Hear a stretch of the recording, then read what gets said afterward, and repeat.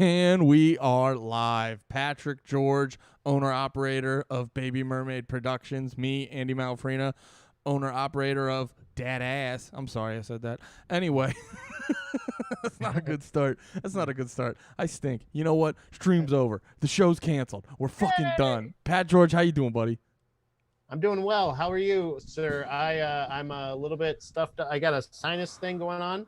I don't know what's actually happening. I think it's infection, and I'm trying a lot of all natural and not natural ways to fix it. I kind of have a taste of salt water in my mouth. Pat, if you keep talking about sinus infections, we're not going to be allowed to debate what's punk rock and what's not punk rock. People are going to find out how fucking old we are. Oh no. Well, hey, I'm glad you're feeling better. You're not as stuffed up? No, I'm fine. I feel like I feel fine. Like I'm learning a lot about allergies. Again, not to bring it away from not to brag. Not to get the ladies too excited, but I am learning a lot about allergies lately. Don't worry, we're gonna keep this show PG. Yeah, PG motherfucking 13. I'll tell you what, that's the one. Fuck. That's the one. Oh no! Oh cunt shit! Oh no! Oh fucking shit! Oh asshole cunts! You just show a picture of Muhammad. Damn it! Oh no! Whoopsie daisy! Live? Oh, this is terrific. We're off to a great start. For real. I know you have that picture of Muhammad. You keep it behind the camera. Yeah. Anyway, every time I die, hot damn. What about that? What a great fucking start. But yeah, this week we're taking on, I got to pick the album, so I am asking the question to Pat, what about Hot Damn by Every Time I Die? Hot damn. Andy, I was actually really excited when you picked this album. This is one that I remembered. This is a spoiler, or a little teaser here, my friend. I remembered this being one of my favorite albums. I think definitely of Every Time It Dies. Really? Of all time, yeah. Because how much did you listen to? Not to cut you off, I apologize. How much did you listen to like Every Time I Die back in the day? Because I know you're a fan of like metalcore shit and stuff like that. But like bringing up Every Time I Die, it was more of a decision because of like how I fucked with it. But I didn't even know if you really listened to them. I got a tattoo, my friend, right here on my leg. I'll tell you what, I can show you upside down. It's right there. You have lost a lot of weight. Yeah. If we did this podcast, is this a humble brag? Am I humble bragging? Damn. I am wearing pants. I mean shorts. But if we did this podcast 2 years ago, the audience would not see that tattoo. I would have been breathing a lot heavier too. Would have had to take a sweat break, wipe my brow. This would have been one of the times you died. I do feel a little bit tingling, but it's probably normal. You do have a tattoo of Every Time I Die. I completely forgot about that. When did you get that? They're one of my all-time favorite. I don't know.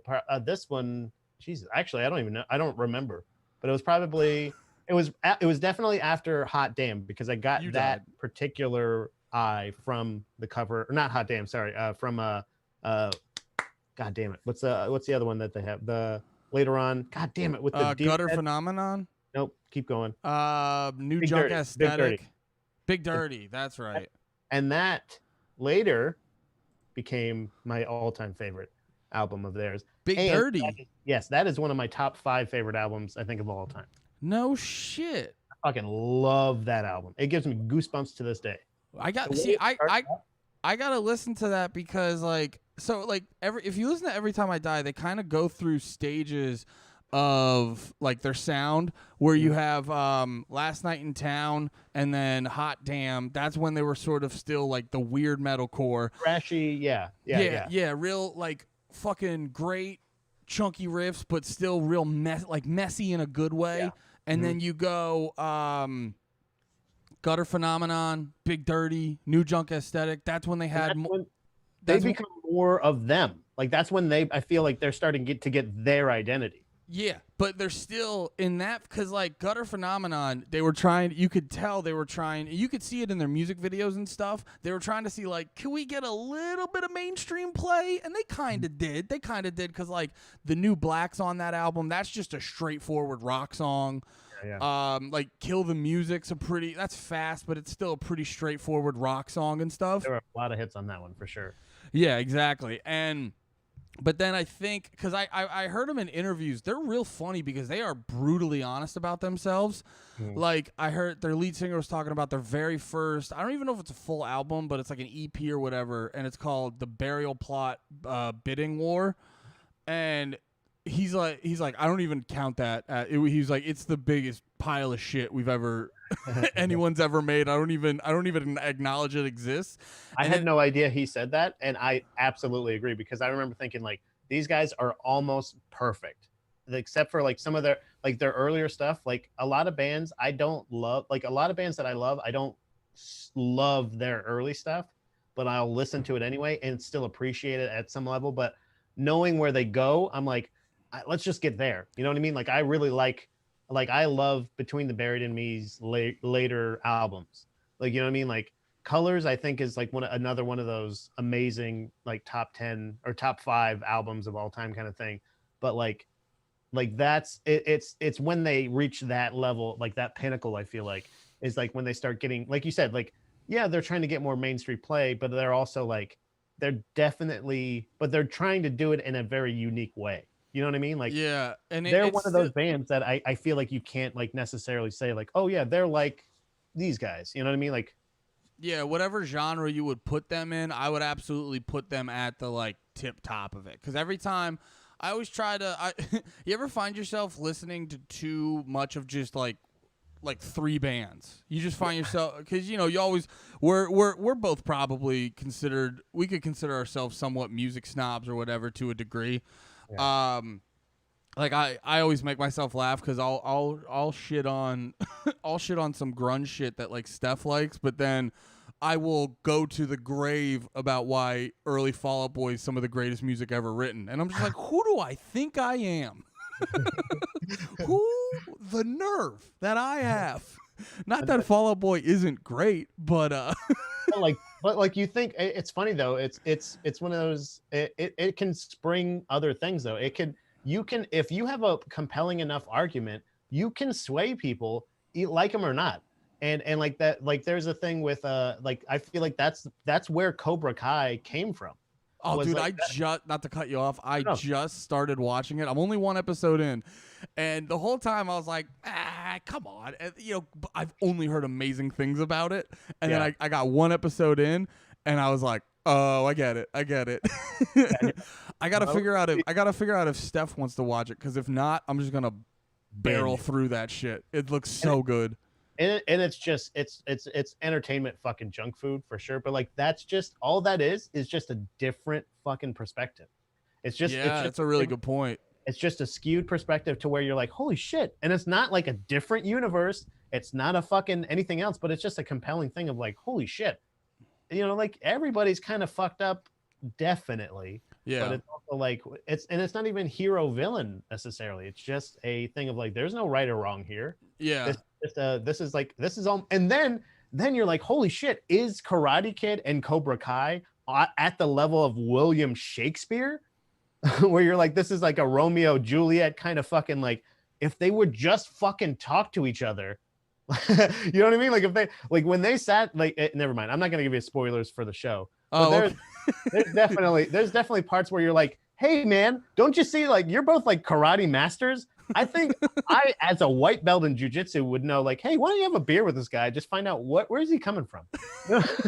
Sorry, I didn't mean to get thrown off. I wasn't ready to have a Cobra Kai discussion. Sorry. I'm coming in hot. Damn. You're like, fuck, every time I die, we're talking Cobra Kai. Hey, Andy, what about Cobra Kai? Nah, I will say, to one last thing about Cobra Kai, I was like, dude, well, no, let's not talk about Cobra Kai, but hold on, one more thing about Cobra Kai. Well, I'll talk about Cobra Kai. Pat, shut up about Cobra Kai. I gotta talk about Cobra Kai. Dude, this reminds me of I started reading this. I started listening to this book called How to Have Impossible Conversations. Oh, And wonderful. yeah, did you check it out? No, I'm just thinking like that's perfect. That's a perfect book for somebody that wanted to do a podcast with me. No, but it's how to have like, it's basically like, it teaches you how to have conversations with people that just adamantly disagree with you and stuff like that. Mm-hmm. So the first couple chapters just break down like how a good conversation works and fucking and like what are bad things to do. And when they get to the chunk about bad things to do in a conversation, it just was everything I do. was like if someone gets too mad for a conversation, like let it go. And I am notorious for like, no, get back here. I will have. And I'm just like, oh my God, conversation with me. Like they should just rename the book to Andy, You're the Problem, because that's what I found out reading this book. Oh, that's awesome. Okay, but anyway, Cobra Kai, go watch it, read the book, How to Have Impossible Conversations. But we're talking about Every Time I Die. You were talking about the growth of their sound, and the cool thing, because I've been listening to their 2 later albums, Parts Unknown, which as a wrestling fan, fucking amazing album title, and then Low Teens. Oh, and also X Lives.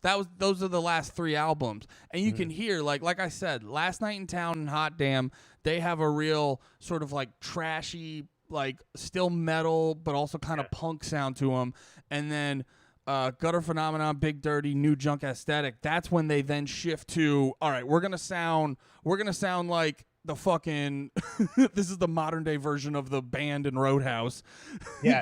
Actually, that's a really good way. Like cowbell, like they're implementing cowbell and like fucking like just like they say. I remember one time I saw them live that they made a declaration that if you don't like AC/DC, fuck off. That's what they said. Yeah, they say if you don't think AC/DC is one of the greatest bands, or like I think it's something like that. Like I can't remember how it was. Like I can't quote them exactly, but it was in the theme of if you don't think that this is the greatest band of all time, fuck yourself. Like not oh, like don't listen to us or blah blah. Like they're like, no, you're fucking wrong. Yeah, like because they're one of our biggest. And like that's like it wasn't a big speech or anything, but they were definitely saying like, they're definitely this is what we wanted to do. Like, and I have a real feeling with that, because with Every Time I Die, because I was thinking about this listening to them, kind of relating to what you said, where like a lot of stuff I'll listen to, especially the pop punk stuff. I love pop punk, but like I get why it's fucking corny, and I get why people make fun of it. Like I was listening to fucking Blink-182 this weekend, and you listen to the song "Miss You," and he's just like, I'm sorry, I cannot sleep. He's like, my voice inside my head, like all that. And they're fucking singing about Nightmare Before Christmas, and it's like, you guys are like 35, fucking slow it down. Right. Exactly. And all that, but like listening to Every Time I Die, I just go, yo, you might not like metal music, but you can't, like, this is just fucking, this is great. This is so fucking great. There's if you there's a lot of times like where there are those bands that I can say, like, if I'm talking to friends of mine that like heavy music, like if you like metal, if you like punk, if you like hardcore music, if you like whatever you call it and whatever you like, it doesn't matter. Like if you like Megadeth, if you like AC/DC, I feel like there are gonna be Every Time I Die songs that you fucking love.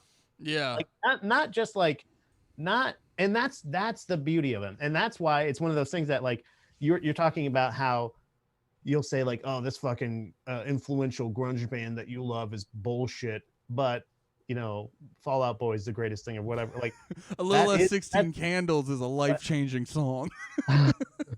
But that's their kind of declaration. That's their thing of like, they are, if you like hard rock music, you're not guaranteed to like Fall Out Boy, but you are guaranteed to like Every Time I Die. That's very true. If you enjoy like a heavy metal riff or a hard rock riff, you know what I mean? Like you could a breakdown. You could go through any of like the hard rock bands, whether, like you said, whether it's like if someone listens to Slayer, they're gonna like Every Time I Die. If someone listens to AC/DC, there's gonna maybe not as much, but there's gonna be some Every Time I Die songs they like. If you play him Werewolf or whatever, I think it's Werewolf. Yeah, Werewolf. But it's like how like they would fucking love that song. Like like maybe they'd be like, oh, it's a little brutal right here, but like it's the kind of like I don't know, like there's something for everybody. Yeah. Like, even in their earlier stuff, like I feel like there's very little from this album. Like even listening to it, I haven't listened to this all the way through in probably like in years, like forever. And like so it was cool to revisit it and like kind of go through it again and like figure out like was this as perfect as I remember? Because there were Floater to me was for like 2 or 3 years that song was like I probably listened to it once a week, twice a week or something, like just because it fucking got me, like whatever it was. Like if you wanted to get hyped about anything, if you want like that, just it's such a fucking like great song, and it's like it was at the time like nothing I had heard. You know what I mean? and for me in that sense, it's sorry, actually, I shout out to the chat. Oh, sorry. I was being a little distracted because my man Josh is in the chat and he literally says, "Notice me, Sensei Andy," and so I want to show some love to Josh in the chat. He's a hardcore motherfucker, always fucking supporting in that. So, Josh, you're the man. Thanks for hanging out, my dude. But no, to go back to what you were saying about like. It fucking yeah, dude. It gets me listening to their music. Wait, what were you saying? The fact that they they have a Floater, like something like that, like listening to that every once a week. There's like those songs. There's very little fat on the album. That's the thought I was gonna go with. Where you were saying, oh, I used to you remembered I used to listen to this like once a week all the time and this and that, and listening to it, it made me realize I have not stopped listening to this shit.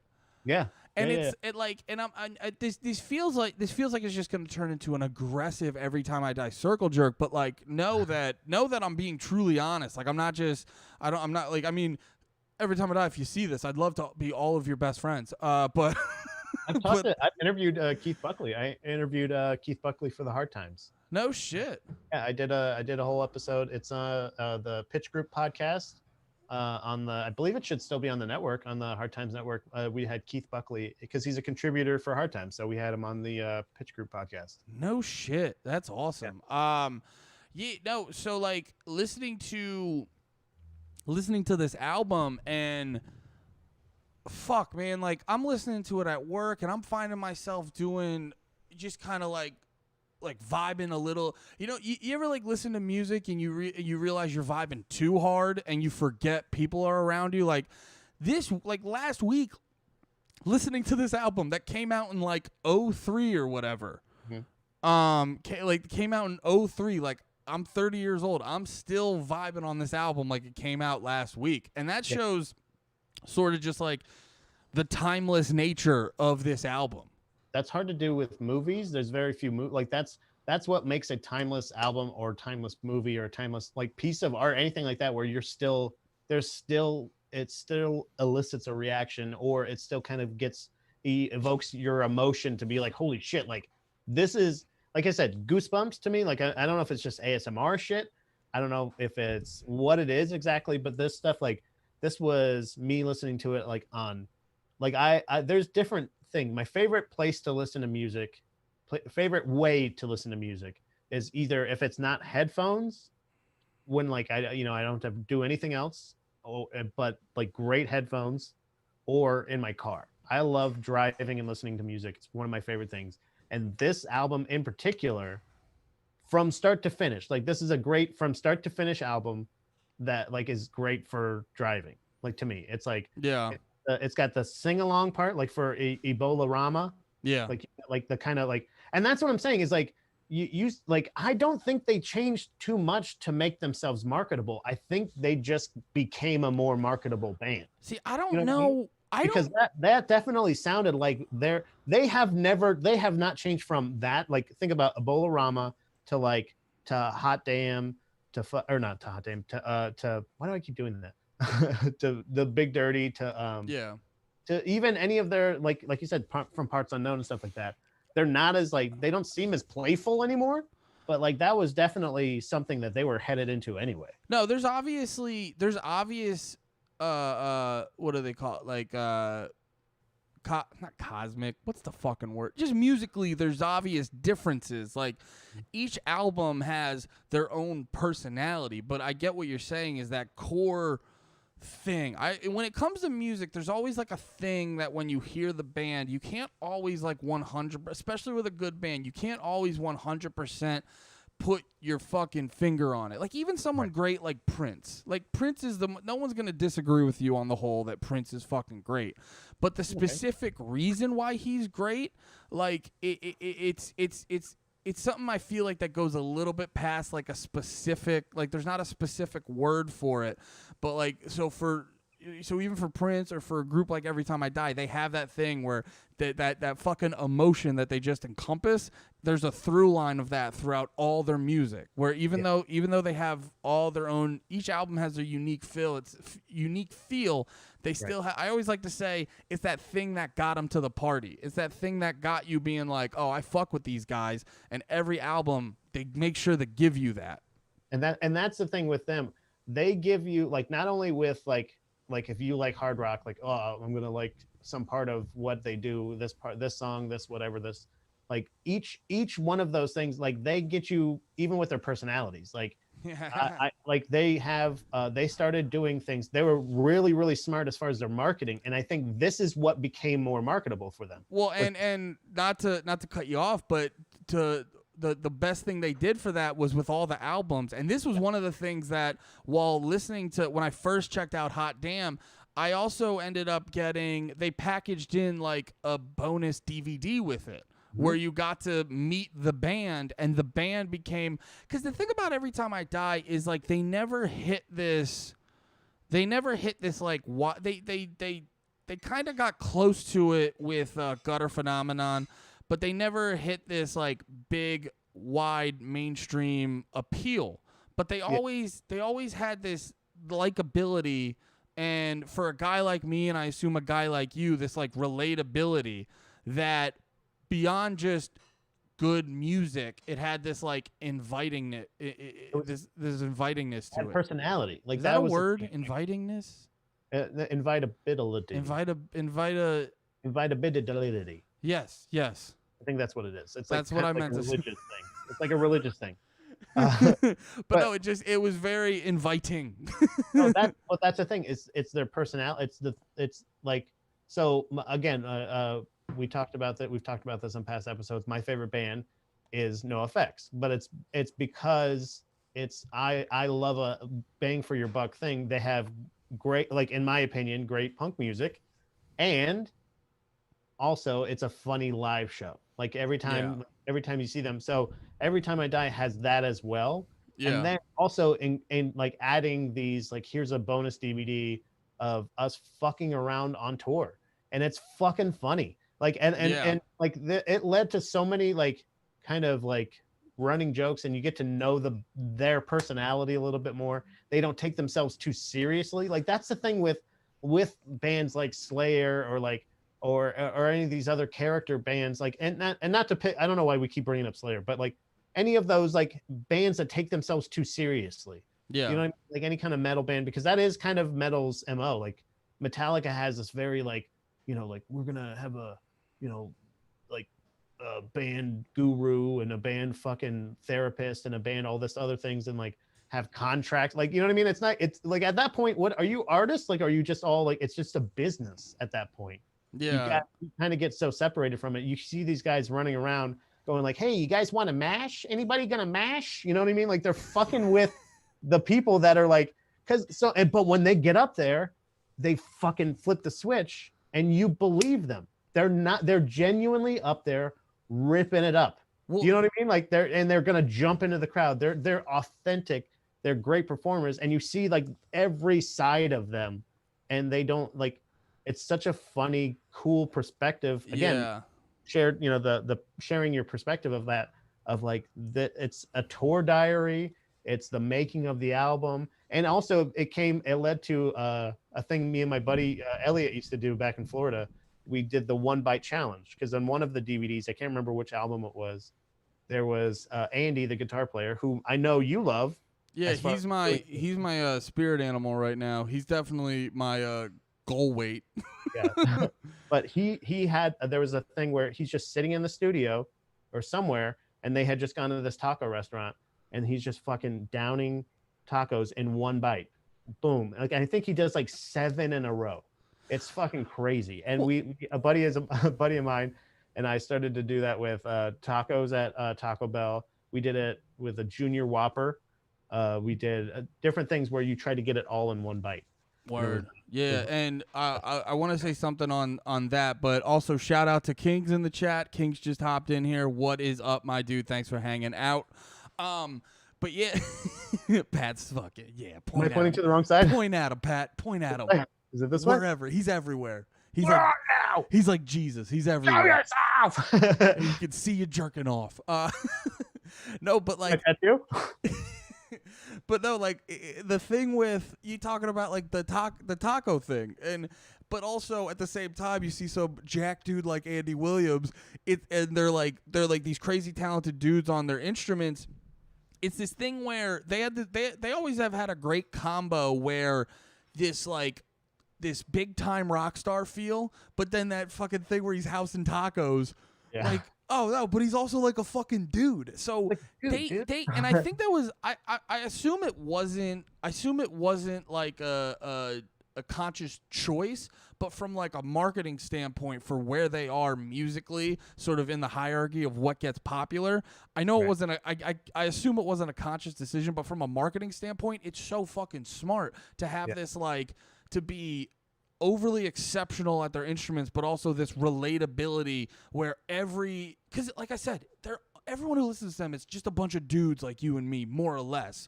Right. And while they are better at their instruments, we could still see ourselves in them, and it creates,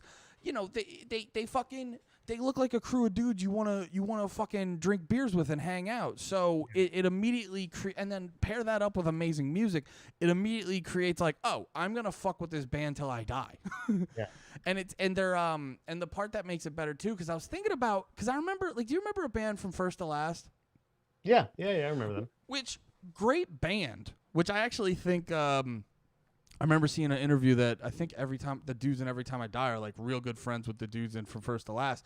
Mm-hmm. But I remember getting like a tour DVD of From First to Last. I really like the music, but the relatability factor where I see all the dudes are, more or less super duper skinny. They're wearing fucking makeup and all black hair, and they have that like emo goth thing. The relatability, like they kind of in the emo scene world, they're like the fucking cool kids.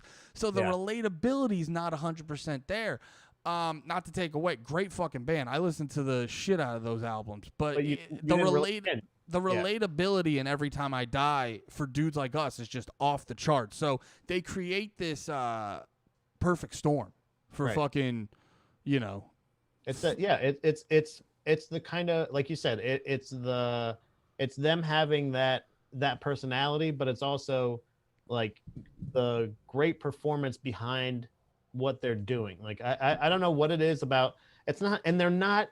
Again, like I can't stress it enough, them not taking themselves too seriously. I think that's a really smart move because it's like I don't know exactly how to, maybe you can find the words a little bit better, but I always notice for me, like my favorite type of art is they find that balance between, or they find when it's good and when it's not good to take themselves fucking seriously. I don't know the exact, but it's like you listen to the music. And it's not just, it's like very intentional, very skillfully written music. But then at the same time, they're not gonna like, they're not too cool for the fucking party. Yeah, they're conscious of, like, they're aware of their status. Like they're one of those things, but they're aware of like who they are. They're probably, and I like, I'm sure I'm gonna eventually bring this up every episode, but they probably do mushrooms. I'm sure they have at least done mushrooms once or twice. They probably are they're from Buffalo, New York. Like it's not like It's not like they're from like I don't know if that helps at all, but like I feel like that'd be like they feel like just white trash dudes. You know what I mean? Like, and I think white trash dudes like Kid Rock is maybe the exception to the rule, but like Yeah. white trash guys that get famous are usually like, I want to just take care of my mama. I want to take care of my family. Like Andy Williams, I found out in those DVDs, I believe it was even up until, if not past, the Big Dirty, that he lived still. I think he still lived with his parents. Oh, really? And it's probably because he's going on tour all the time. Yeah. Why would he have his own place? He'll just live there. So, but he's like almost, he's like in his late 30s or something. You know what I mean? Like kind of thing of like, and you're just like one of those. He's just a dude, like you know what I mean. So I'm sure he's like, Well, I don't know. Yeah, I don't know his relationship with their dudes that like still live with their moms. Yeah, you know? and I think it kind of relates to I keep bringing this up, but it relates back to us because I think you and me fall into a similar category where it's like I still live with my mom. You're right. Yeah. Why'd you have to bring it up? I mean, I don't know why you had to bring that up. That's the one similarity we could have not brought up. I mean, I like tacos. Why didn't you bring that up again? You brought it up already. I like tacos. I like tacos too, Pat. No, where you and me are very similar where it's like we're not quite alphas, but we're definitely not betas. It's like that like we're that like whatever that middle ground is.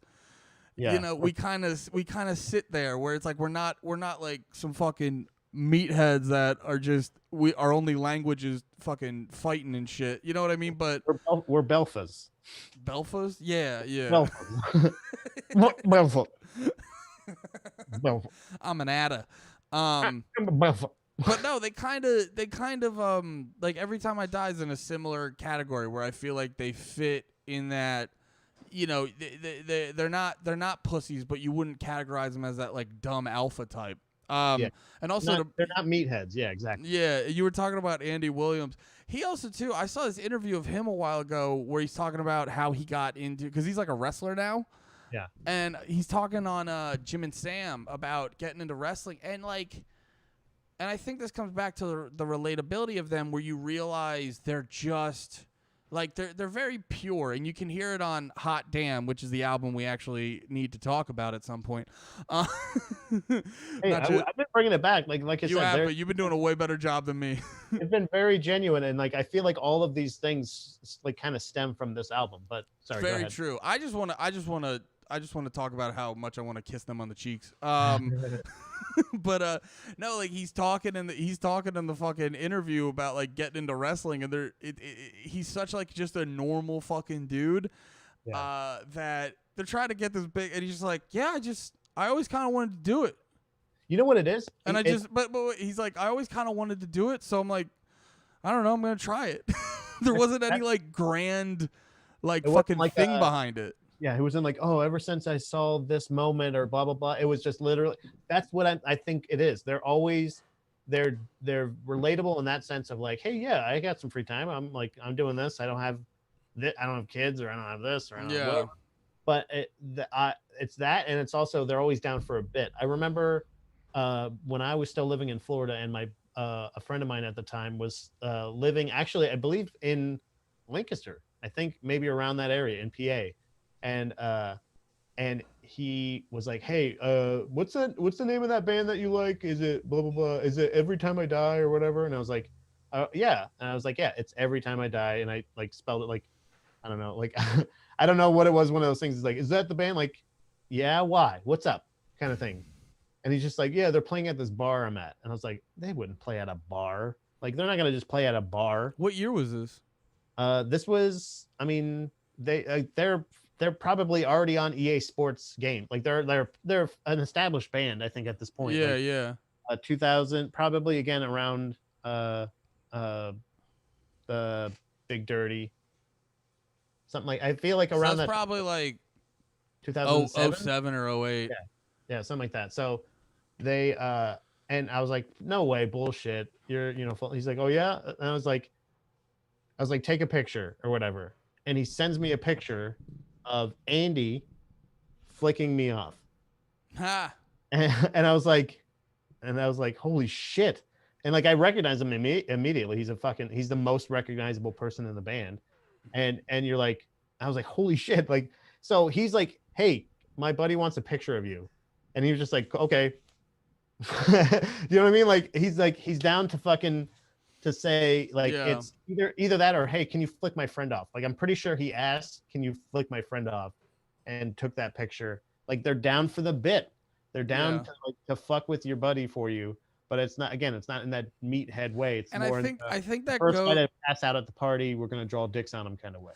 And I think that drifts into that thing you were saying earlier about like not taking themselves too seriously. Because as you're saying that, I'm imagining myself. I think it was because you said Andy. I imagine myself in that situation. Of course. Because I was like, how can I bring this to me? You're like, I wasn't listening, and then you said something Andy, and I was like, what? Yeah, that was the other thing. Hey, wait a minute. That was the other thing I read in the book where they were like, it's not good to constantly bring conversations back to you. I was like, I do that anyway.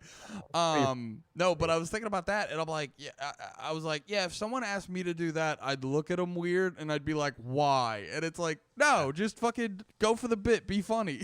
Yeah, just do it. You know what I mean? Like, so who fucking cares?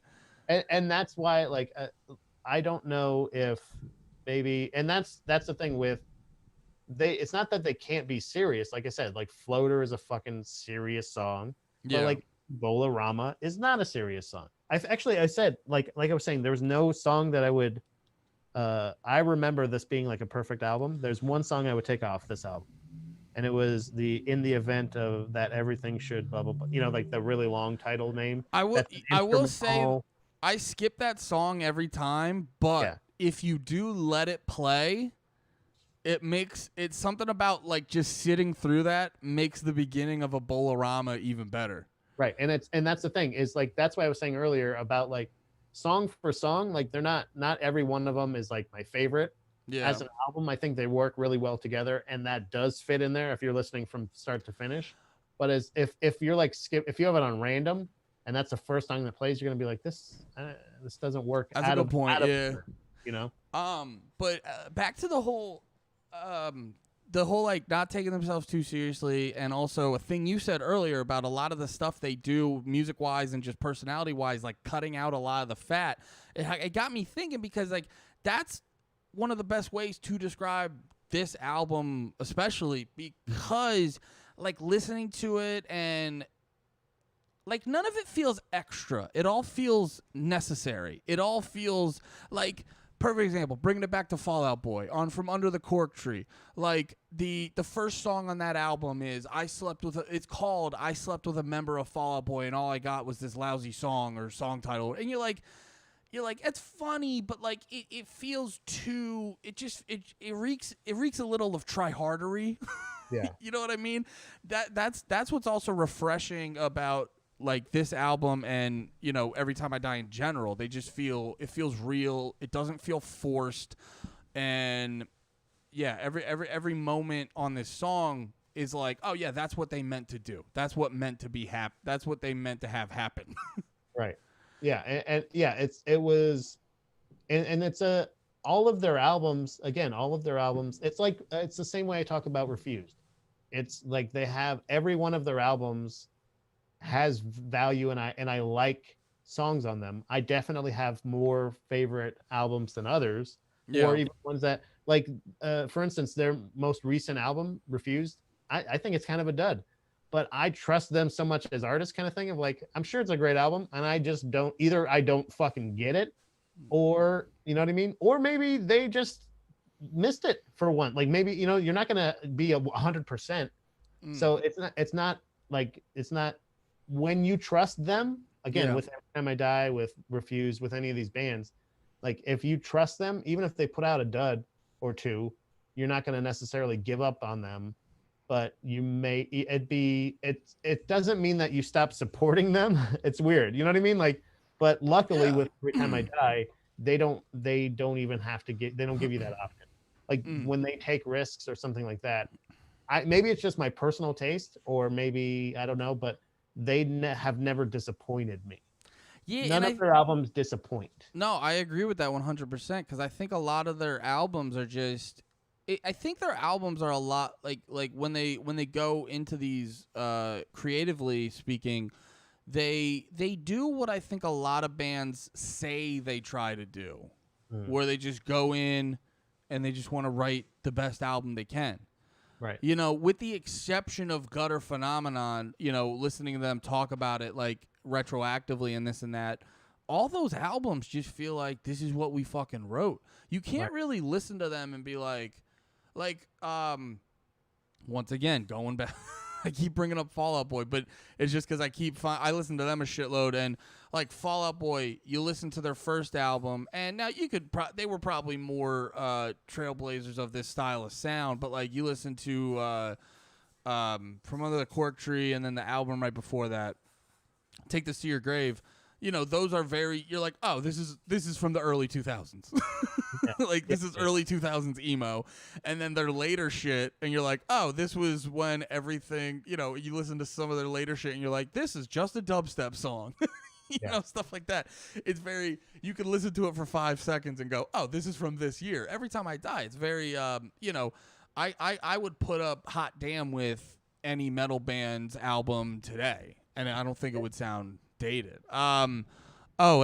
King's asked, what is his name? This is Patrick George, owner operator of Baby Mermaid Productions, host of the Gross Domesticated podcast, Hacks on YouTube, and a bunch of other great stuff. Go check him out. Pat George, Baby Mermaid Productions on Instagram. Not Twitter, right? You still don't have a Twitter? I had a Twitter, but I was mainly using it for porn, so I erased it. Well, if you ever get a new one and you don't catch the bug again. Once they get that porn off there, I'll be in there. I'm like Mike Pence. I can't be left alone in the room with Twitter by myself. Me and Twitter can't be left alone without my wife being there. Now it's Reddit. Now I've gone to Reddit, and now it's like, oh boy. Oh yeah, you should. Well, you definitely. Things. You give if you don't let Twitter in your life, but Reddit's a part of it, you've gone down a whole different hole. I made a bad move, man. So, but hey, catch me on Reddit, Pat George. I think it's R dash. I don't even fucking know, man. I don't honestly. I don't read the title. I'm just jerking off. I got banned first post on a wrestling thing because I posted a clip of me farting. You know, I mean, what am I gonna do? I'm not gonna post pictures of me or videos of me farting. Yeah, which ironically could be porn. So it all just comes back. Everything's porn at the end of the day. I was just in the wrong subreddit. So, but yeah, at Pat George, guys. Hey. Let me ask you this, Pat, because this was one of the reasons I picked this album was because of like how I discovered, not even necessarily how I discovered it, but like the monumental shift in my taste in music that it caused. So I was curious with you, like, how did you discover this album? Was this the first album of Every Time I Die you heard? And like, did it, like, in your musical journey, there's no way to talk about music without sounding like a fucking hand job. We literally said like, hey, we're going to be dissecting this album. Like we have to turn into it a little bit and like, hey. Well, I said earlier the music makes you feel a way that words don't describe. I'm deep into hating myself right now, so we just got to keep it rolling. I talked about songs giving me goosebumps. Like there's definitely my favorite place to listen to music is on headphones, but I also like listening in my car, guys. Who fucking cares? But like that's joined by you guys can join the Patreon for $1. You can watch me and Pat make out to this album. Yeah, I mean honestly, that's the next general progression. But the way I found out about Every Time I Die was it's my favorite. Like it's the way I found a lot of punk bands, and it wasn't exactly the same, but it was instead of a compilation album. Like when we used to get compilation albums or albums from record labels, they would be like, hey, we also have all these other fucking bands. Check these guys out. You know, like they would always just give you another disc or another something. And this one was a DVD. And there was one that we got for a buddy of mine got that was, I can't remember what it was like some festival. It might have been Hellfest or something like that. But it was the lineup on the DVD was fucking insane, and like Hellfest lineups were pretty nuts. I discovered so many fucking bands that way. Yeah. And there were also bands on there that I was like Unearth was another band that I discovered around the same time. A lot of those metalcore bands or hardcore metalcore, hard metal, fuckcore, I don't know, whatever. A lot of that shit different when it's just splinters off into all these different cores and shit. Like a lot of those bands came from that and it was probably Victory Records or one of them. They had good compilations. But Although like, I've heard Victory Records is like one of the worst record labels to be on. I've just seen they've seemed like one of the record labels that most often you see bands being like those motherfuckers. I feel like they have those contracts where, and this is all me going off of information I kind of remember, so don't hold me to speculation. Don't hold this to any sort of level of accuracy. But I bet you they have those contracts that are just like they just get really excited bands, and then the second you sign them, they're like, "We own you, your dog, and any kids you end up having." Right. Yeah. And anything that ever happens again, your first 14 albums, and like, but so like, and by the time when you get to your 13th, we'll hold out on it so you can never leave. Yeah. And then you're gonna go country. That's the last stipulation. You have to go country at the end. They have a there's a level of like talent on those DVDs that like every time that like every band on there is trying their fucking damnedest. Yeah. You know what I mean? Like they're at this huge festival. There's so much fucking energy. They're jumping around fucking trying, and they know they're being filmed. They're all doing their spinny flippy kicks, and they're spinning the guitars, and they're flapping around here, and they're punching like up in there, and they're like the college football of bands. Oh yeah, they're not getting paid. So they I think it was on one of those, and I think that's key. When I first I think saw or heard Every Time I Die, I think period was seeing a live performance of theirs. And it might have been about Obama. Obama showed you. It was Barack Hussein Obama. They played his. Like, I'm not gonna do Obama impression. He's like, "Hey man, check these guys out." I was like, "Oh, cool, thanks, pal." Hey, I hope you like these guys. Speaking of, you actually, I was thinking about this the other day, but you were saying about like, oh, all the bands. This is kind of a side conversation about metalcore and well. A lot of punk bands and stuff like that. Emo bands were super notorious for this shit. Probably because their songs were so fucking easy to play. But like you were saying about doing their flippy flips and all that shit. Like, where do you stand on that? Because I know how I feel, but I'm curious where you're at. It's like skateboarding. I wish to God I could do it. And I tried for a little bit, but I never really gave my full heart into it. I love it. I actually complimented. Thank you. It's all because it's like I know what the fuck. It's a performance. I'm sorry. I'm so hyped. You respond, but I'm so hyped about it because it's like I know what the fucking songs sound like. Yeah, and also, here's the thing: whatever fucking dog shit club I'm seeing the band at, the sound guy that is fucking high on whatever the fuck he's high on, he's not gonna mix them well. He's doing salvia, and he's not mixing it right. I'm hearing too much bass drum and not enough bass. Yeah. So I know what the songs sound like. I want to see like. Do flips. I don't give a shit if you play it right. Flips. Get it close enough. I want pointing. I want direction. And like when they say like, "Hey everybody, in 3 seconds, I want you to fuck things up." Like I like interaction. Like that's what you're going to the performance for. If they're just going up there and playing the fucking song, who gives a fuck? That's like, when I knew the Chariot was the greatest. Craziest fucking like one of the craziest. Guttermouth is another great band. Bro, can I say something about the Chariot? Not to cut you off, but like, bro, I don't know why, but they are my favorite band to listen to when I'm hammered. Oh yeah, dude, like when they're angry white guys. No, I don't. I just get my gun, I sit it on my lap, and I sit on my back porch.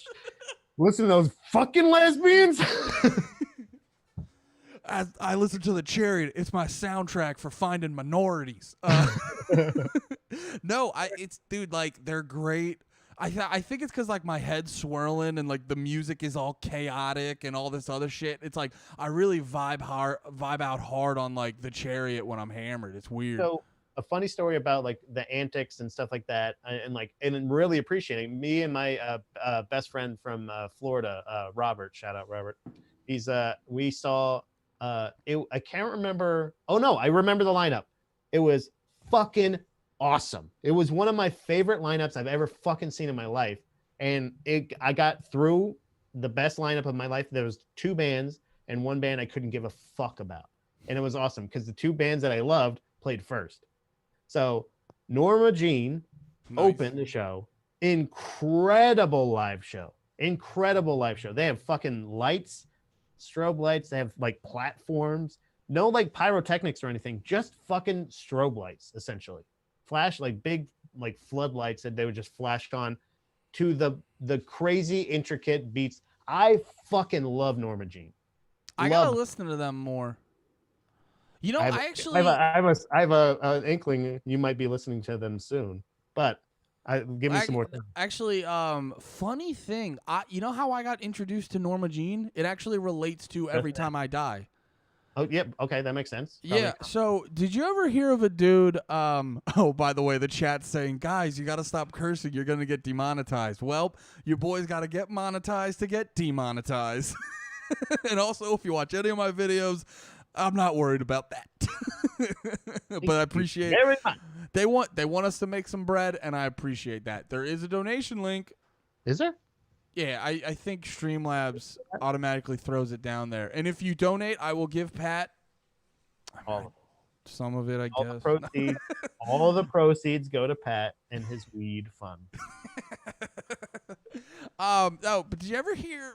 So there was I swear to, he's probably like the only mashup artist of like hardcore and pop punk and emo bands and stuff. But there was this dude who went by Legion of Doom, and he would mash up different bands like that. Like he had one where he did Census Fail and Brand New, and then like Taking Back Sunday and someone, I forget who.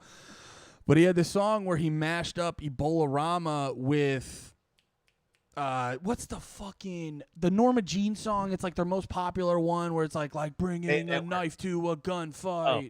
Yeah, sorry. No, not that one. Memphis surely will be laid to waste. That one, right? Yeah, you know that. Hold on, we'll keep going. Oh wait, no, we can't. Pat, we're singing the song too accurately. We're gonna get demonetized. Oh my god, we're gonna fuck. I got the joke first. But they mashed it up. They did the monster mash. Yeah, sorry, I was reading the chat. They're giving me tips about using podcast in the title. Interesting. Okay. Sorry, I'm getting distracted. He mashed up those 2 songs and it was like really fucking sick, but I knew Ebola-Rama and I was like, what's this other song? Right. I went out, bought that Norma Jean album, and I was like, oh, these guys aren't bad. Yeah, there's so it was the show. Yeah, I was more. It was so funny because on our way to the show, there's another band around that same time that I was really into was called Nora, and that was it. I've heard of them. I never really listened to them. They have one fucking incredibly unmistakably perfect song. Okay. And the rest of them are okay. A lot of bands have that. I've had that with a handful of bands where you're like, this one song speaks to me in a way that no song has ever spoken to me at all. It's the greatest thing ever written. And then you listen to like the rest of their album and you're like, pretty good. Yeah. Hold on. Let me find this real quick. I just want to see if I can find the actual, that would suck if they're not. Yeah, here they are. It's gotta be Nobody Takes Pictures of the Drummer. That's the name of the song. Okay. Can I play any of it or no? No. Fuck. But YouTube will just take it down. So if you're listening right now, that is a fucking it's again, if you like heavy music, like this is definitely heavier, but so we're on our way to the show and we like I'm thinking like, oh, it's gonna be them, but like it's Norma Jean. Oh, okay. I like them too. And like, but when they start playing, I'm like, holy fuck. I was like, that was incredible. And like one of the best performances I've seen. Great. Like, love it. Blew them away. Mm-hmm. Second band was Unearth. Okay. They became my favorite metal band at that day. I love them that much. Like they're fucking crazy. Again, they're a band I never took the time to listen to. Oh man, now I'm conflicted about what you're going to be listening to next week. But the guitar player, Andy, I'm telling you, he's up there and like the breakdown's coming. He's fucking pointing at people and he's going like, "You're fucking dead," and like just like going down, like flipping his fucking guitar, like doing shit like what, like he fucking held this note. He hits this note, leading into a breakdown, and then starts digging a grave with his guitar, like miming. He's doing antics like you wouldn't fucking believe. And like me, and like the whole time I'm watching him. I'm loving the whole thing, but I'm watching him. The other guy's flipping his hair around. The other guy's jumping around. He's singing and he's doing, but this guy's fucking like pointing at people. "You're fucking dead." And he's just like, like it is, aside from the guitar player from Dillinger Escape Plan, the greatest performance I've seen from a guitar player. And I don't know. He's rhythm. So he's not like, like the whole time, but he's still doing that shit. Yeah. Flipping his head around. And that's when I figured out, the little choker thing that was really in fashion at that time, the choker. Yeah.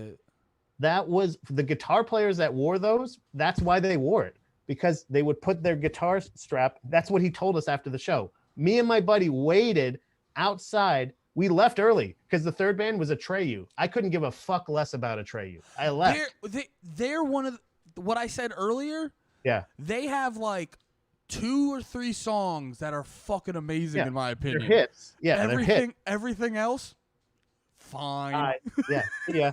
The guy, I didn't like the guy's voice. I didn't like anything. So we were waiting out. Their drummer's also kind of fat, but dresses hot, and you're like, knock it off. No, you're one of us, bud. Yeah. Put on another couple shirts, and then let's go. But no, we're waiting at House of Blues at Disney.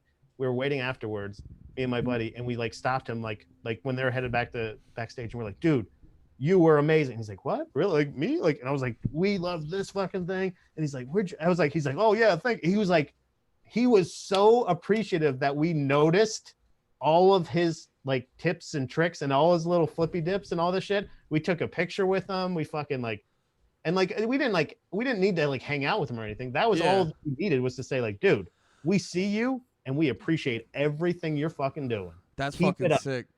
Dude, two things. One, you were talking about when he wears the choker, when he's like throwing the guitar around and stuff. My favorite thing you ever see is, so if anyone doesn't know, when you see the guitarist like throwing their guitars around, and you just go, like, if you ever hold a guitar, you're like, how the fuck can they throw it around their head and it not fall off? It's because they get these little locks on the end of their straps so their guitar doesn't fall down. So I didn't know that before I tried, but yeah, go ahead. That, what you just said relates to what I was about to bring up, is you always see these videos of dudes who don't know that, so they throw their guitar around and they're in the middle, they throw their guitar and it just keeps going. Yep. Or like I don't like the ones where they hit themselves in the head, like, because I know that hurts. And you know how much that hurts. Like, that can fucking scramble their shit. Yeah. So like, I definitely prefer them throwing it up in the air and like it like making a really like destroying their equipment's hilarious. But although that classic video of Chris Novoselic at the MTV Video Awards throwing it up in the air, and then it's just like that's funny every time. Because it's like, dude, you're an idiot. And then the other thing, I had a very similar, that one band I told you about, who I think I'm gonna make you listen to, because you said you hadn't listened to them at all. But Enter Shikari, they have this one song called "The Jester," where they have this like really long build up before like this bigger part, and their guitarist does this thing where he hits the note and slides his finger up the guitar, but he does it crazy slowly, like over the course of like 8 whole measures. Starts at the bottom of the guitar and goes all the way to the top. And I remember because I used to play guitar a little bit in high school and college, and I remember trying to learn it, and I just had you ever do that where like, would you play bass? Yeah, bass, guitar, drums, like stuff like that. Like I like the first instrument I owned was a bass, but I played like anything I could grab and I would play. And I'm sure you had the moment where, like, there's a bunch of stuff all here, and I go, I know how you play that. I'm just physically not able to. This was a thing where I was like, I just literally have no fucking clue. And I ended up going to see the band in Philly. And they were still like fairly small at the time, so when they were breaking down, they were chilling behind their shit, and I like popped up to the dude and I was like, hey, great show, shook his hand and whatever, and I asked him about that, and he just I had a feeling no one had really like was that like, hey, how do you do this specific thing in the fucking 8th song on your 3rd album? Yeah, but no, and he goes, oh, let me show you. And he like brought his guitar back. He didn't plug it in or anything, but he had like this little fucking, I think he used like a slide that blues guitarists use. The little metal thing they put around their finger. Yeah. Yeah, but it was just so fucking cool that he was legitimately like, oh, let me show you, because I've had the opposite, and then to bring it back to Every Time I Die, where YouTube tutorial. What? You got the first ever YouTube tutorial. I did. In person. But I had the exact opposite moment happen. I was at Warped Tour, and I go to Every Time I Die's tent at Warped Tour, and their one guitarist, I think it was the dude Jordan, he was sitting under their merch tent, and I was like, they're one of the greatest bands. I still think they're one of the best bands ever, but I'm in fucking high school, so I see a guy in a band, I'm like, huh? And then I was like super hyped, and I go, he's sitting in a fucking lawn chair under the merch tent, and I go, what's up, man? And I go for like a high five or to like shake his hand or whatever, and he just kind of sits in the chair, puts his hand out, but doesn't like lean forward at all. I did the most awkward lean over their merch table and like flick the tip of his fingers, because the moment was like, I was like, I guess this is what we're doing. Yep, this is how I'll remember this. Thank you. Dude, and me being a fucking sensitive high school kid, I legitimately did not listen to the band for about a year and a half after that, because I was so offended. I've done that before. I've stopped listening. I stopped listening to Rancid because Lars Frederiksen left me on Red. Yeah, dude. It took me. Man, you could turn that off, man. You could if you don't want to interact with your fans, that's fine. But damn, you left me on Red. Ouch. Wait, on what? On Instagram. I mean, maybe it's not actually his. I don't know. I don't like. You know what I mean? Like, it's one of those things that I totally understand what you're talking about. Of this, like. It could have been him just like, hey, I'm not having a great day today. This is my 188,000th interaction today. Well, I thought about it in this way, where you hear all the stories, like where they're taught, like, Ellen has to get canceled because apparently she's a bitch, and like you hear all the what? She wants everybody to chew gum, right? I don't know what it. But anytime you've heard, like when the Christian Bale tape came out, and that was like a big deal, where he's like freaking out on the set of Batman. Good for you. Well, I connected with all those because I was like, damn, if I had any bit of like power or success, yeah, like there'd be an audio tape of me doing that without a fucking doubt. So it's like, I think about moments like that where I'm like, yeah, no, I would have done. I got all sensitive about it in high school, but I'm like, I would have been. It's like you have a bajillion fucking interactions every day. One of them, you're gonna, whether it's on purpose or not, you're gonna be a dickhead. Yeah. Either way, yeah, somebody's not gonna get what they want out of your interaction. The timing, yeah, I remember. I was so offended by it, but like once I became an adult, you're like, yeah, I've been not in the mood to give a shit 1,000 times. Yeah. Also, maybe my tone, like however I said it, was not like very convincing. Maybe it's just like, I don't. Either way, it's one of those. Yeah, you can't just always assume that they're just being a dickhead to you. They just maybe don't. And honestly, I think that's where I've gone to. Is like one of those things of like, yeah, why would they ever give a shit? Why would they, like, if I went up to them and be like, I'm a big fan of yours, they'd go like they're supposed to go like, you're a big fan of mine? Dude, it's so true. It's just like,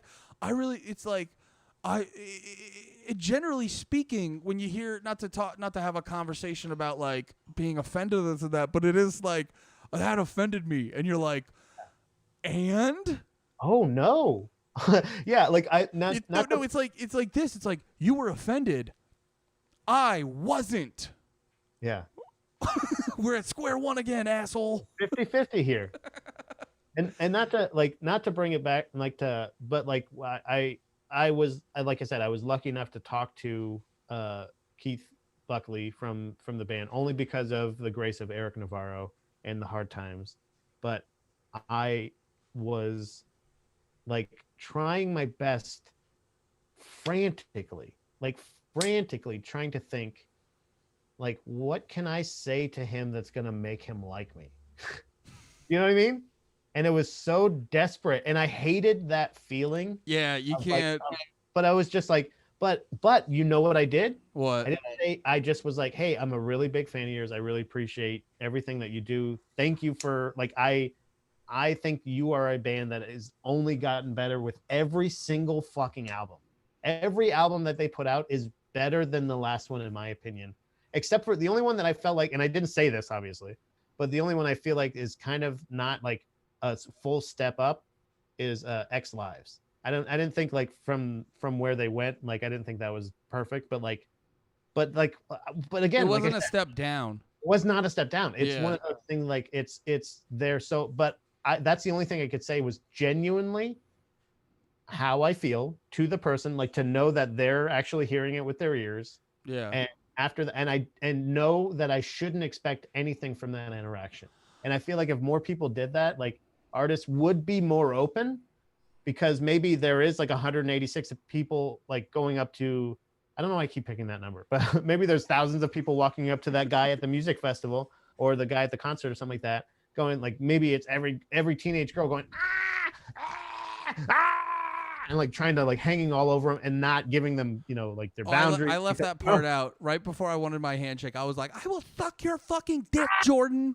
Yeah, I was like, and he was like, two things: not gay, you're a dude, and you're in high school. Bye. And he goes like this, bye, and he gives you those. Yeah, that's what he's doing. He's like, shoo, commoner, get out of here. But yeah, so like I totally understand that kind of, but is knowing that you're not gonna, don't expect anything from the interaction. My strategy is my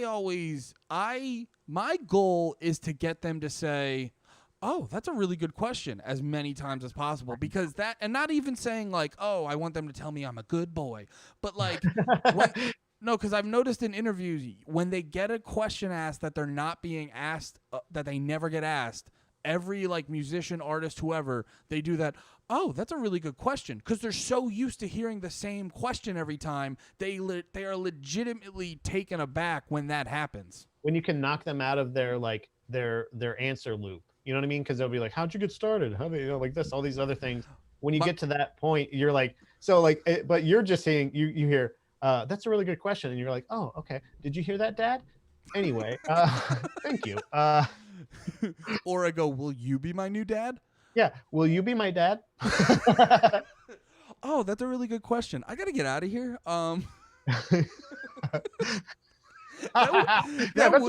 That's a really scary question. I'm gonna go ahead and leave. That would be so great to like throw in out of nowhere. You're like, yeah, so the third album, it just was, you know, it was a really, you know, the sound was a really huge change, and I think you guys progressed great as a band. Would you like to be my father? Will you be my daddy? Daddy's way better. This just popped into my head. You need to start doing this like with a straight, like without like sounding funny. Just start ending every phone call with like, all right, bye-bye. It's so funny. Bye-bye. Yeah, and I got my boss to do it, and he'll be on the phone with like big accounts. Because if you say it, they'll say it, right? Well, no, he'll be on the phone with like big, like his boss's boss or whatever, and then just be like, all right, yeah, you know, the shipment of rebar's coming in Tuesday. All right, bye-bye. Bye-bye. Bye-bye. I'm gonna say it at the end. So anyway, yeah, that's why I can't pay my medical bills. So if you could just help me out, I'd really appreciate it. Bye-bye. Bye-bye. Oh, he's okay, so yeah, we're just gonna help him. We got a little sidetracked. So you were saying we got hella bye-bye off the topic. And you were saying you kind of came across Every Time I Die in this album, and was this the first album you heard of theirs? No, this was, I think, the first one I bought of theirs. I think somebody else had, maybe, I don't know exactly what it was, but like I think I heard more of the hits from like compilations and stuff. Again, like I said, but this was the first album, like the song I heard. Like Ebola was the first of their songs I think I heard, but like the first album I might have heard was what's the one, the New Black? No, is that it? No. Yeah. Well, I don't know. I mean, it's a song. I don't know in reference to your discovery. No, the album that's that. Oh, that's Gutter Phenomenon. Gutter Phenomenon. I think that's like somebody burned me a copy of that, and I was like, this is really good. But the first one I bought was Hot Damn. So that was the one that I was like, because I liked the song. When I heard the song Floater, I was like, holy shit, I wanted to, and I had already heard Ebola, so I was like, holy shit, this album is gonna be fucking amazing. And it really is. I really do I truly feel like that's, again, from start to finish, like a perfect album. Yeah. Is Floater the best song on the album? I think so. It's my favorite. I think so, right? For me, it was a Bolorama for the longest time. Yeah. But I think it's just it's like the other elements that I enjoy in like other arts, like the misdirection, the like, it's like having a secret song or what, you know what I mean? You remember like secret songs on albums and stuff like that, where like you wait. I think we talked about this a little bit on the Green Day episode, but like where like there's 30 seconds or 30 minutes or something like that, and then like another extra song or something like that. I always loved the bonus content like that, because it was like the Marvel little after credit shit, but of albums and stuff like that. I like that. Oh yeah, it was the NoFX one. Sorry, that was the one. Right. It was that one, because I remember the Howard Stern clip. But like, it's just I forget where I was going with that point, but I was asking Floater if Floater was the best song in your opinion. Yeah, it just feels like that it has a little bit of that element in a song that's not at the end of the album.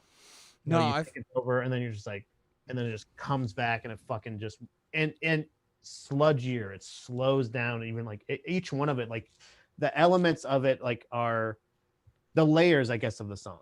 I don't know. There's something about like, when that breakdown hits and everything like that. It just. The lyrically, like when he's saying drag the lake, you'll find it full of love. A lot of the stuff, like a lot of the lyrical content, sort of, it's very like poetic and stuff, and then juxtaposed to, like you were saying, they got this like real chunky, sludgy, grimy sound to them. It feels like you should hear a crowd. It feels like you should hear a crowd at the end of that. You know what I mean? Like, it feels like a live performance. Well, like, and also too, if you've ever watched like live footage of them doing that song, that's one of the songs that lends itself most to like a live show. They do the end way slower, all this other crazy shit. It's a good fucking time. One of the things I was noticing about this song, it was reminding me of, so like, the thing that would like stuck out the most of this album's like what, 16, 17 years old at this point. Yeah, and I still like, I've listened to all the songs so many times that I'm like more than familiar with them, but I still find myself having these moments where, like I was listening to it at work, and you kind of like, you're in the middle of doing your job, and then like that one fucking part hits, and then you hit that moment, like I said earlier, where you forget people are around you. Like, every song has at least like one or two of those moments where you're gonna air guitar, you're gonna fucking headbang, or you're gonna fucking do something where you just like whatever it may be. You put that face on where it looks like you fucking smelled something bad, where you're like and also it reminds me of whenever I'd be at shows. I was never a big, like, I'd mosh and stuff, but when it came to like hardcore bands, I wasn't doing the slam dancing or hardcore dancing or stuff a lot. But what I noticed with these songs is like there'd always be certain songs that like I'd be on the fucking edge, crossed arms, making sure I don't get fucking hit, but there'd always be like a song, like a part of a song that would hit, and you'd be like, oh no, but I'm gonna fucking twirl my arms around like an idiot for this part. And like I can hear, I've only gotten to see Every Time I Die once at Warped Tour, and I remember I was in high school, and I remember it was a super hot day, it was way later in the day, and like everyone, it was like 8 p.m. 8 p.m. at Warped Tour is probably the most tired anyone will ever be. yeah, absolutely. So they headlined, or they were near the end? Yeah. Cause like they were on the main stage, and how Warped Tour always worked was they just they got randomly picked their time slot, so they ended up being at like 8 p.m. And I just remember no one having any fucking energy to do fucking anything. Matter. And that's the beautiful thing, is like that doesn't matter. Is if you go, like you could have, they're like audio Red Bull, like they even better. They're like audio Red Bull and vodka.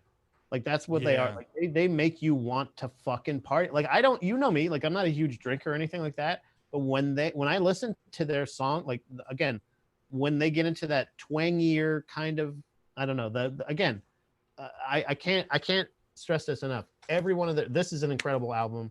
Every one of their albums is incredible in my opinion. But again, The Big Dirty is one of those ones where like you'll kind of just want to sit around and fucking drink some fucking beers. You know, it's not like, it's like weird. It's a weird thing that like they give you that country brotherhood, like the twanginess of that and the feel, but it's not that. It's the and they have that even with a lot of some of these songs. Like I said, Romeo, I think it's Romeo Go-Go, or it's Off Broadway. I can't remember which one it is, but like it's like it out of nowhere, and it's just this like it's a weird, like I don't know how to say it without saying twangy or country. Like it's a weird, like the guitar elements of it are just like this, like you ever listen to Maylene and the Sons of Disaster? A little bit. That like that's they have a real, while still being very heavy metal, they have a real country. They're way more on that side of the spectrum, but I feel like it's that spectrum, like of this like hardcore country, like, and I don't like country music even necessarily. Like there's not even that, like there's not even that element of like, oh, it's two things I love, but it's like I love that they kind of implement that. Again, I love the fact that they're just like just feel like proud white trash. I don't even think that's necessarily. It's not 100% white trash, but like it's in that ballpark. Like if you watch the video, but not racist. You know what I mean? Not like white pride. Yeah. They're not proud to be white trash. They're all very deep into the KKK. We know what you meant. Yeah, absolutely. My favorite one is what's the song? Burning Across is the best in the world. No. I feel like that's just I think they have that southern feel. They're from Buffalo, New York, but they have that. Well, they have that blue collar. That's a better way. I think blue collar is that's white, not white trash. Better. Yeah. What? That's less offensive to say blue collar instead of white trash. No, I'm sure they don't give a shit. Yeah, blue collar is probably way better, but I don't give a shit. I mean, there is, like I said, in one of those DVDs that I watched with one of those albums, there was a point where I believe it's Keith that's talking about he's allergic to alcohol, to some kind of alcohol, but he's like, oh, I drink it anyway. It doesn't matter. I just break out in hives, or like I just have this rash or whatever. And it's like, yeah. And that kind of goes, yeah, that's kind of, it's similar to like what I was saying with. Feels trashy. Well, yeah, when Andy, well, and also too, it's just like the thought it is trashy. I see what you're saying, actually, yeah. And it's like the thought process of it too, of just like, yeah, it's like this weird thing where it's like they're not dumb guys in any way, but it's like very like straightforward and matter of fact. Back to the Andy Williams wanting to do wrestling. It's like what's the big magical story? He's like, I just like wrestling and I want to do it. Exactly. And that's another thing. What do a lot of white people do when they drink? They get up on the roof and they wrestle. Like that's like they're just basic white dudes that like they're not here to harm any. They're not gonna offend it. Like what are we gonna do? Like hey, you're a lady, you want to party? Let's party. You're a guy, you want to party? You're black, white, Asian. I don't give a shit. Let's have some fun, drink some beers. Yeah, and no, that kind of correlates. Yeah, that reminds me of like people always not to just have a conversation about drinking, but no, it's similar. It's similar to why I just fuck with them, because at the end of the day, like people always get real deep into like drinking and why they drink, and I need to get away from my problems and blah blah blah and all that. And it's like for me, there's 100% like elements of that, but at the end of the day, like drinking beer is just sick. Yeah, it's just fucking rip some guitar solos and fucking drink some beers, and smoke some whatever. Hey, smoke whatever you got. You got them smoking. You know what I mean? Like that's the element. And you know, Andy, we've covered the fucking album. We know, like they know that this is an amazing album. Fuck it. Who gives a shit? This is what this band evokes. It evokes all of these things. It evokes all of the conversations we've had. That's the key to this fucking album. That's what this album is all about. Yeah. The fact that you have like it's like seeing them live. I think that this album is the closest representation to actually seeing them live. If you listen to this, I think that's a fair thing to say, especially too like this was in the early stages of the band, so the album quality, I'm not going to say it's bad, it's just not overly polished. Right. So it sounds a lot more real than some other bands and shit. Yeah. But yeah, man, I think we hit a good. I think we said what we had to say. I think this is the one. And by the way, I'm gonna definitely audio Red Bull and vodka is like the best. If like we're throwing an episode title up, that's what it is, dude. Audio Red Bull and vodka. It's the best way to put it. I like I said before, it's hard sometimes. Like when it comes to music and how it makes you feel and why it's like why you like it, but you can't figure it out specifically. But it's like when you say audio Red Bull and vodka, you're like, yeah, it's fucking that. Because like you could, because a Red Bull and vodka could be very layered. Like you could put a nice vodka in it, but at the end of the day, what you're doing is you're combining a stimulant and a depressant, and you're gonna go. No one's ever like, hey, do you want to go sit by the fire and sip an audio? You want to go sit by the fire and sip a Red Bull and vodka? It's like, no. If you've decided you're gonna have a Red Bull and vodka tonight, you've decided you're gonna fucking go, and we're gonna do some shit. And like when you put Every Time I Die on, emotionally, we're gonna fucking go. Yeah, we're gonna fucking go. When we like one of my favorite lines, and this is the perfect way. Like it'll stick with you like that. It'll do it, and no matter what, it's like pizza. There's no, even a shitty one is still good. You know what I mean? Like even a shitty Red Bull and vodka you're saying, I want to live more of this night, but I want to live it a little more inebriated. I want to go a little bit less inhibition, but a little bit more life.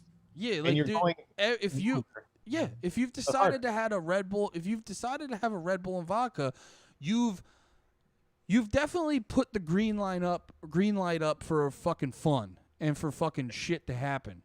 One of my favorite lines from this album is I think a perfect analogy if they were to explain themselves. We explain them as audio Red Bull and vodka. They explain themselves, and this is my favorite line. And I remember it. This is a different thing on my phone. I was going to say, you're pointing at something. No. I want to say it's when in Rome, we shall do as the Romans. When in hell, we do shots at the bar. Yeah, it's a solid line, and I think I love that line. Yeah, because that kind of encapsulates the band and this album as a whole. Because it starts off like, "When in Rome, we shall do as the Romans," like big, grandiose, very serious, and then they kind of turn it on its head and go, "When in hell, we do shots at the bar," where it is that like. And it's a big reason why I like them so much, because so much of their thing is like being very serious, but with a hard nudge and a wink. Yeah, and they're like fucking Hail Satan, motherfuckers. Hell yeah. So we're going to wrap it up. King in the chat said when he searched for Every Time I Die, he found a lot of videos of people explaining that they ruin music. I'd be very curious to see those, Kings. Wow. Definitely send me those links in the Discord. I will check them out. They ruined it for other artists because you can't get better than them. So. Oh yeah. They definitely, because if you hear a band like Every Time I Die, you hear other bands and you're like, yeah, this isn't as good. Yeah. They raised the bar for music. So this brings me to, as far as raising the bar. So when I saw this live, I discussed this a little bit earlier in the show, and this brings me to it's what I want us to think about next week. The album? Yeah. Oh yeah. We're going on to what? So it's Pat's turn. Every week we go back and forth. It's Pat's turn to ask, what about? It's what you want to. What about? I'm so fucking bad at this. I fucked it up already, so I'm glad that you fucked it up too. So now we're like 1 for 1. So, but no. What about Oh God, the Aftermath by Norma Jean? Hell yeah. That is the album in which that was the year 2000. It must have been 2006, I believe, at the time that I was, because this is weird that came out in 2005 and their next album came out in 2006. And I was actually kind of going back and forth of which one I wanted to see. But since we talked about it earlier, this, I believe, was the album that they were touring or supporting when I saw them on tour with Atreyu. And this was the majority of songs that they played when I saw them live. So as speaking to the Every Time I Die's Hot Damn being like seeing them live, this album, I want, like, as soon as I thought of it, Andy, half of my brain was thinking, I can't wait for this episode to be over so I can start listening to it now. I am so excited for next week, and it's just going to be us. It's just going to be me in particular, probably sucking Norma Jean's dick for about an hour and a half or 3 hours. I don't give a shit. No, and if I'm being honest, I'm excited to listen to it because, like, Norma Jean's a band I've always known and I've always, like, respected. But after thinking about it, I know that Memphis song. That's not on the album either. No, I know. And I know that Memphis song, and then they have another song where they say probably 57 times, like, bringing a knife to a gunfight. And no, that's one. That's the same one? That's the same song. I know one Norma Jean song. Yeah, yeah. So officially, and this album is if you like that song, do you like that song? Yeah. It's a little repetitive, but I like it. Then this one it's fucking, I wish you did drugs, Andy, because I would tell you you don't have to do it, but I would suggest try one without, one with. One with? You know? Like I'm ordering a cheesesteak without. Yeah, you want one with, one without. And then, could I get my Norma Jean, no onions with drugs? Whiz, please. Whiz with my Norma Jean. Thanks. So yeah, that's what I think. What about Oh God, the Aftermath by Norma Jean?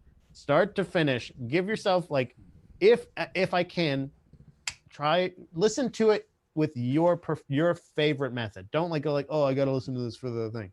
Like, give it time, because this one is one of those things that, like, I don't even think I realized how I felt about this album until this episode of this show. This may go up in my rankings if it is at the level that I am picturing it in my head right now. So, not to oversell it. Hell yeah. Hell yeah. Sorry, no, I was reading a comment as you were saying that. But no, I'm very excited. I'm very excited to check this out because, like I said, I have not listened to Norma Jean, so it's good. As a fucking huge Norma Jean fan, I'm appreciative for you to be like, this is the one to fucking hop in on. Yeah, in my opinion. Yeah, that's the one that this is where I feel like this is where the rubber hits the road here, brother. Hell yeah. So we're going to be wrapping up in probably a minute or two. We're going to give you plugs and sort of ramble probably for a couple more minutes, but we are getting out of here in a little bit. Throw some any questions or comments or whatever in the remaining time. If you want to see our faces longer, ask away. What the fuck? What? Everybody just shuts down. The view count goes to negative. Someone's asking if we're gay. Not with each other, but yes. But I was gonna actually throw out. I forget what I was listening to. I think you know how like Britney Spears is probably being held in her house against her will? Yeah. So I was like, I was thinking, I saw some video of her being a slave in her own house, and I thought, "Slave for You's a good song." No, but no, what about "Slave for You"? What about ex-pop stars being held captive? Let's do that album. I say, you know what I say? Leave Britney alone. Leave Britney alone. That kid had it right years ago. Yeah, that kid was on point. So wait, what was the picture? Was it her being held at her house against her will? Well, no. So I don't know the full deal, but apparently she doesn't like. I don't know. I think she's not mentally there, so she doesn't have like her. What's it called? What?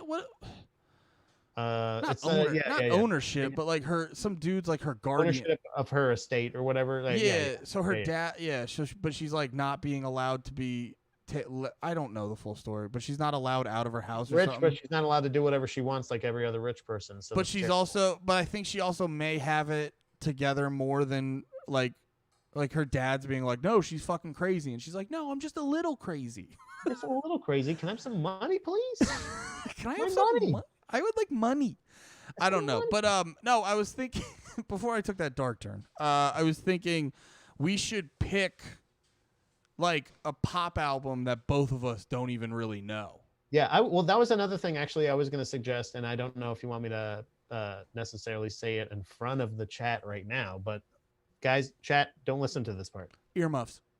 What if we have them suggest songs and or albums? Ooh. It could be albums, you know what I mean, for the Patreons. For the albums we should kiss to. but other ones, maybe we could do songs. You know what I mean? Yeah, we could do that. We could do some. And literally, it could be like even if it's their friend's band or if it's a thing that they don't like or they do like whatever it may be, it doesn't mean that we have to. But we can still give. You know what? In the future, how about in the future we'll prefer it if they like them. By the way, that's a good idea though. I think. How about in the future? We'll throw out some like posts on social media or like midstream. We'll kind of throw it out there. Some ideas and this and that, but that's a great idea. Definitely some viewer suggestions and shit like that. Because that's what I was thinking. I honestly, and this sounds like I'm not trying to sound like a fucking piece of shit. I really am not. Pat, come on. We know you got one speed. I know, but this is. I'm very consistent. If anything, I'm consistent in that. But I did not mean this. But I was like trying legitimately to think of bands that aren't just a bunch of white guys screaming. But I was like, but that's all the bands I really like. Yeah. And that's kind of the theme we've gone. Like we did the NoFX thing. We did Sum 41. Here's the thing, Pat. Let me cut you off. The internet's about niches at this point. I mean, I know that you go with what you know. You go with your strengths. There's a bunch of 30-year-old dudes that just want to talk about Census Fail. And fucking Blink-182. I'm here for it. And fucking Newfound Glory. And okay, as long as we're not like, because I'm thinking like, do I know any like, I like Against Me, but legitimately, Andy, and I don't mean I stopped liking them before she came out as trans, but I don't Against Me. Yeah, I don't like the trans stuff, and a little bit like New Wave. I didn't like that. And you didn't like New Wave? No, not even a little bit. Huh. New Wave was my intro to them. Whoa. Oh my God. It was so fun. You know what? We might have to do a bonus episode this week because I at the time I started liking them, people were criticizing me of liking their newer stuff. And that now is still like more like their original Cowboy. Huh? Yeah. Get it? That's the name of their album. Oh yeah. And then now it's like the new wave stuff, like we're like, oh man, I miss this. You know what I mean? Like I miss even the fuck, what was it? I have the fucking album on there. Either way, but yeah, I know what you're talking about. But I didn't start disliking them because of any of that. It was just because of I didn't like the direction the band was going. No, You know what I dude, mean? you can be honest. I But I'm started trying to be liking. more woke with my suggestions. That's what I was trying to say. No, So dude, be honest. I started liking Michael Jackson the whiter he got. It's just how it is. once I found out he was bringing those kids into bed with him, I was like, "Fucking, I'm gonna give this Thriller thing another try." And I'm like, oh wait, it's a oh white my guy. god, It's a white guy banging kids. I'm okay with that. No. what's the big deal? Does he have ownership of his estate? I mean, he's not crazy, right? Not like Britney, huh? You know what the funniest thing about Against Me was? I remember listening to New Wave, and he's got when he was still a he. Yeah. I'm not trying to fucking miss whatever. That's gender accurate at the time, I believe. I'm trying to be a good boy. You can do it. I believe in you. They always say Andy Malfrina, A+ good boy. No, but he's got the line in The Ocean where he goes, if I could have chosen, I would have been born a woman, and like all this. And I hear that and I go, I wonder what he means by that. He's What like, are those words? What's those cryptic words? yeah. Then he's like, I'm a trans woman, and you're like, oh, that's what he meant. Oh, I get it. Okay. Oh, searching for a former clarity was officially, I believe, the first album, like full, like aside from As the Eternal Cowboy, but like those two albums are like 2 years apart, but both of those were like those were considered the sellout new stuff at the time. So like I'm not a good gauge for all this stuff, you know? Yeah. Well, they did also get fucking ginormous off of New Wave. Yeah, and that was the one where I was like, I'm not crazy about it. But yeah, I don't know exactly how we got onto. Oh yeah, but I'm trying to think of more woke bands that I like. So I think suggestions of even, and honestly, I still like discovering new music that's not necessarily new. yeah. Like stuff new to me stuff I love. Like there's a ton of, like Spotify is pretty great for that. I love their discovery. Spotify's been real good for that. Yeah. But yeah, I think after Norma Jean, we should figure out sort of like. We could do like a late 90s, early 2000s pop album or something like that. I think that would be a fun one to do. King actually had a question for you. He said, what's it like being a producer, and what made him think of Baby Mermaid? It's very gratifying. No, being a producer is just is title alone. Like it's really anybody is a producer. It's like it basically means like facilitator, right? Yeah, literally. I just basically do things for people so they don't have to.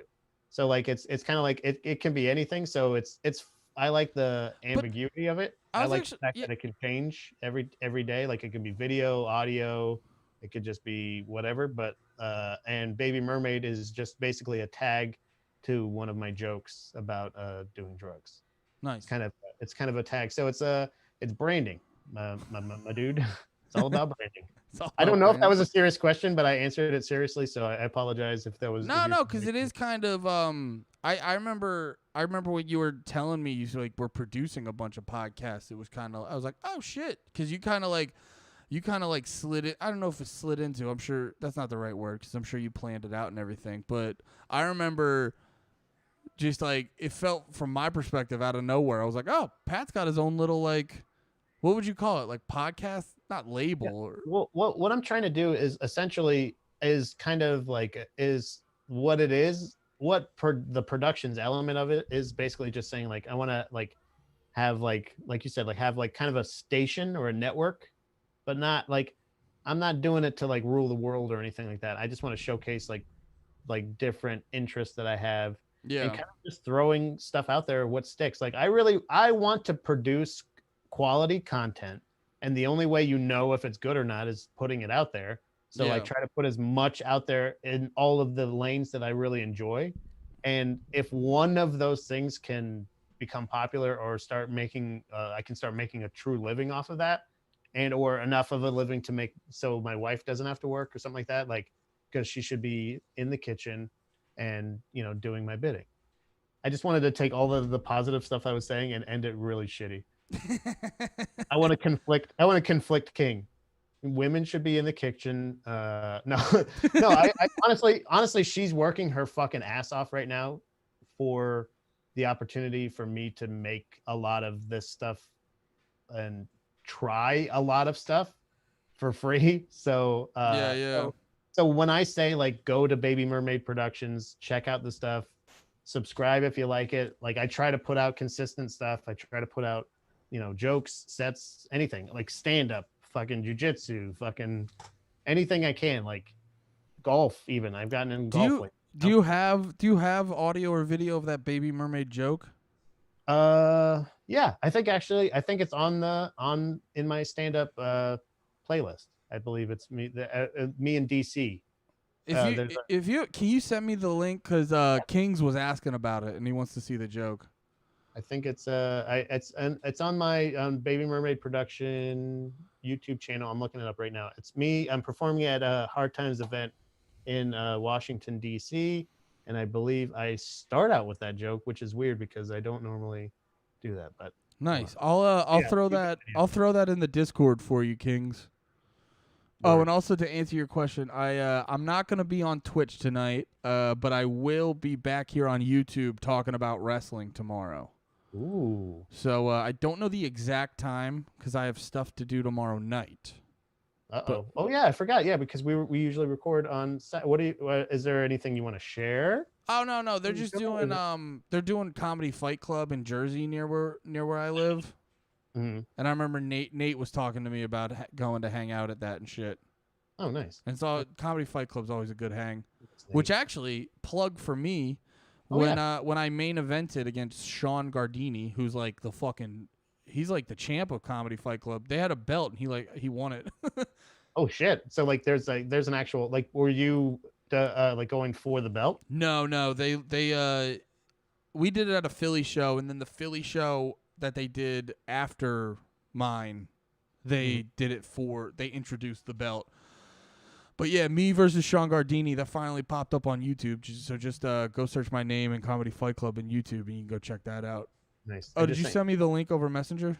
Yeah. Tight. Kings, check the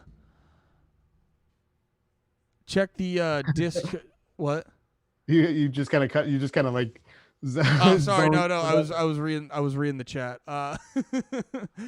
Check the Discord and you will see that link. He said he cleared his plans for me. Well, I'm sorry about that, brother. I'll be back tomorrow, dude. Don't you worry. Yeah, that's pretty much it. Pat, Baby Mermaid Productions it is. All those things. Just search Baby Mermaid Productions on everything. Instagram, guys, YouTube, everything, baby. Guys, you know my shit. Thank you so much for hanging out. Have a good one. Be nice, don't be a dick. Always remember, be about it, bitches. Bye-bye.